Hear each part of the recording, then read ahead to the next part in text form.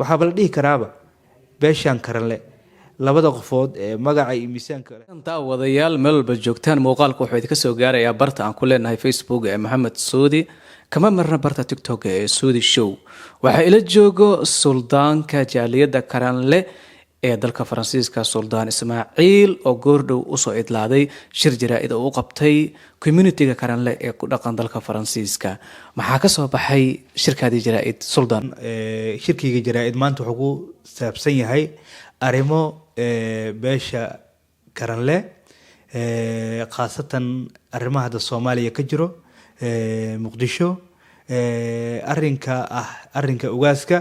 ayaa hadaynu nahay bulshada Soomaaliyeed ee ku nool khaasatan bulshada beesha karanle ku abtirsata ee qurba joogta ah ayaan waxa aad inoo dhibay kala taaga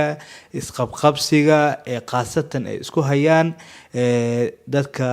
isla dhashay ee wiiliya adeerkii ah heer ugaas xaashi marka sidaa daraadeed maadaama waxa la yiri xogaaya xaaji ka waramo waxaan ka hadlayaa 2009 ayuu dhibkan soo bilowday muddo 5 sano ayuu dhibka taagnaay 5 sano markuu taagnaa ayaa waxa la iskugu yimid shir weyn oo iskugu yimaadeen ninka la yiraahdo ugaas Cabdullaahi ugaas xaashi Allahu naxariistee iyo Cabdishakuur oo walaalkii ah oo markaas lahaa aniga maxay ahayd ugaasnimada rabitaan ugu jiray muddo kadib dhaxdhaxaadin ay ka dhaxgaleen odayaashii dhaqanka ee aniga aan kamid ahaa Allah u naxariistee dad fara badan ayaa meesha dhinteen Ilaahay jannatul firdaws dhamaantood ka waraabiyo sida Badri Xayle Abu Karganey ninka la yiraahdo Cabdullaahi Macalin Suubiye ama Bender sal taqaanaan rag fara badan ayaa meesha joogay oo arrimaha maxay ahayd iyo rag kale walaalo ah oo qaasatan beesha Abubakar ayaa maxay dhibaatada ugu badan ay ka taagneed arrinkii dhibaatadii taagneedna muddo kadib waa la xaliyay dadka qaarkood oo maxay ahayd aanan halka u arag markaas si kale welina sidoodii ayagoo u maqan ayaa ugaas Cabdullaahi iyo Cabdishakuur walaalkii khayr Allah siiye ugaaskan Allah u naxariistee ayaa wuxuu sameeyay arrin rakarooni ah oo u tanaasulo walaalkii wala isku yimid xaflad ayaa lagu qabtay magaalada Muqdisho marka hotel Dayax waana lagu ijaaboobay oo lagu heshiiyay al-umum marka ugu dambeysay Cabdullaahi tii Rabbi u timid xaramka Ilaahay oo ku dhintay jannatul firdaws al-a'la Ilaahay hooy ha iga dhigo markii aabihii dhintay waxaa xaq u lahaa wiilkii oo ahaa wiilkiisii Cabdirasaaq maadaama wiilal ay joogaan hadda adeeradii ayaa maxay ahayd yimideen nin walba maalinba mid soo baxayo mid hadii la heshiiyo oo tolku ay la hadlaan markuu yeelo mid kale ayaa docfaruur sameynaya arrintii way sii murugtay oo hadda waxay batagtayba in tolku dhaxdiisa hadda ka hor nin hebel disheen iyo nin hebel disheen waxa geedo ku kala galay oo ku kala tagay oo maxay ahayd isku dagaalay maxay ahayd beel kamid ah beelaha karanle ama mursade arrimahoodii marka la heshiiyay rag fara badan kitaab la mariyay oo ay dhaarteen hebel adaad dilay iyo hebel adaad dilay hadda arrintaas ay u socotay hadda waxay tagtay ugaaskii oo maxay ahayd inay rag yiraahdaan idaacada soo fariistaan ninka la yiraahdo Kennedy iyo maxay ahayd nin kale inay yiraahdaan arrintaas lama xalin maxay ahayd anagu dad baa nagu tuhmay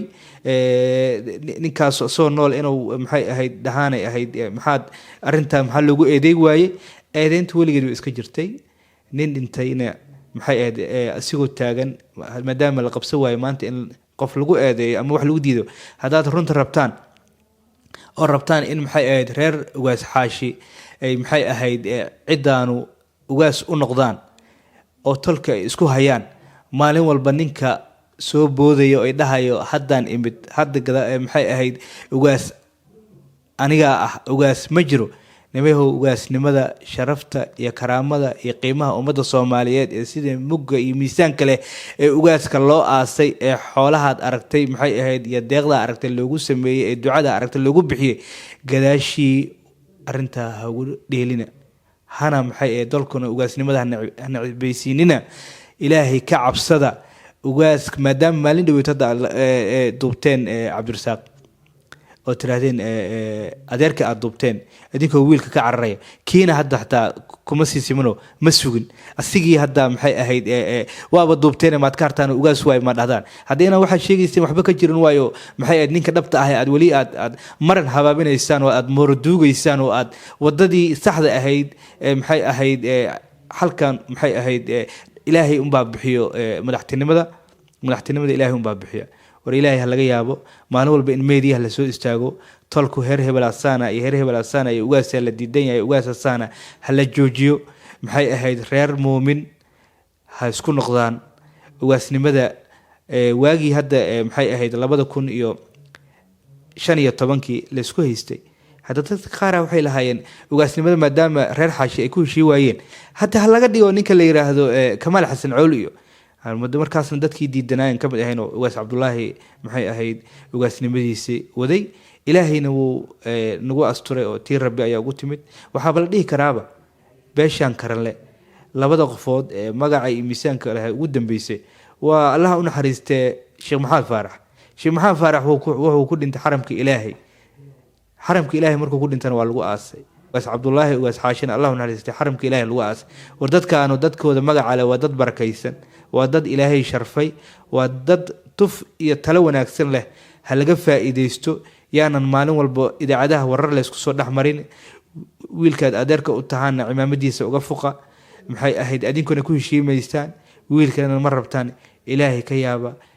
maxay ahayd wabillahi tawfiiq wassalaamu calaykum waraxmatullaahi wabarakaatu haddii hadallada qaar ciil iyo xamaasada ay hayso oo maalin walba in meediyaha laga maqlo anoo ku hadlay magaca qurbo joogta Soomaaliyeed qaasatan qurbo joogta beesha karanle wakiil buuxdan oo ah kuna hadlayo afka beesha dhaqan ahaan iyo tol ahaanba u hadlayo waxaan leeyahay Soomaaliya ha noolaato Soomaaliya ha israacdo wabillahi tawfiiq wassalaamu calaykum waraxmatullaahi wabarakaatu wa ma tantawri ajarin waayahay kaasi wuxuu ahaay suldaanka beesha karinle ee jaaliyada dalka Faransiiska Suldaan Ismaaciil oo ka warbixinayay shir jaraa'id oo beesha maanta ay ku qabatay dalka Faransiiska asigoo sheegana in laga wanaagsan yahay in dhaqanka iyo ugaasku isqabqabsadaan had iyo jeerna ayna sharaf u ahayn beeshan karinle ee facaweyn soo dhawaada saaxiibayaal